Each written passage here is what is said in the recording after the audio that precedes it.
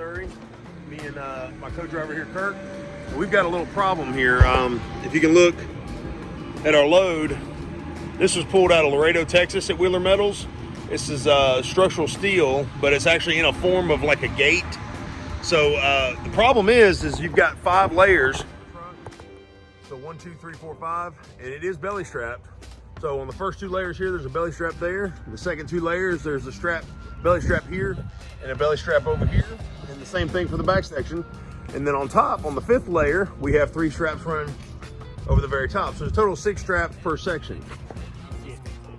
Exactly. So the problem we're having though is this load it was loaded leaning to the right a little bit. They tried to adjust it, they couldn't get it completely right. So it got to the point where the whole load was going to end up being affected, our time and everything.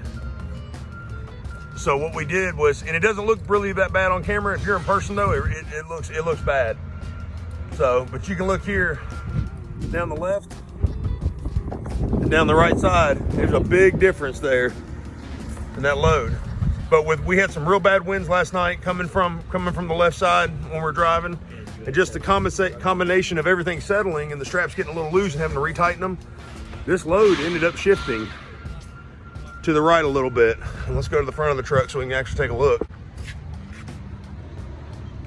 So you can see. So it doesn't look too terrible here, but for us, actually looking at it in the mirror, it was pretty scary.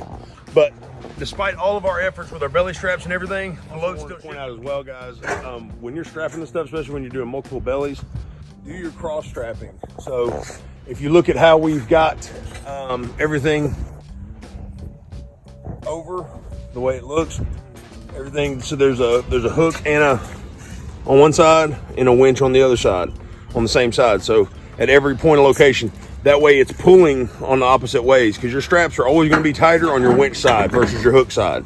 So always try to do it opposite when you're putting several straps on the same tier load. So if you got 5 tiers and you're doing extra bellies and all that, try to cross them. That way it'll pull the load together. So I think that really helped us. Because if we'd had all the straps pulling to the right, this load could have really been bad. So yeah, it would have probably fell off or flipped or something. Yeah. So cross strapping is really super important. So that'll aid you in saving your load and saving your trip. So just wanted to throw that in there. All right, we're letting them get the top tiers off first, and we're leaving those base straps over the 4 bundles there in the front and the back. So once they get those top tiers off, we're gonna let them work on one section at a time. We'll take those other 2 straps off, and when they get down to that two bottom layers, then we'll take the bellies off. So you want to leave it strapped, that way you don't risk a collapse while they're trying to take off, what they're doing. So when they start taking off those bundles, so if you've got them separated out like that and you've got belly straps on them, make sure you give them time to get the product off before you start taking the straps off, so, or all the way anyway. So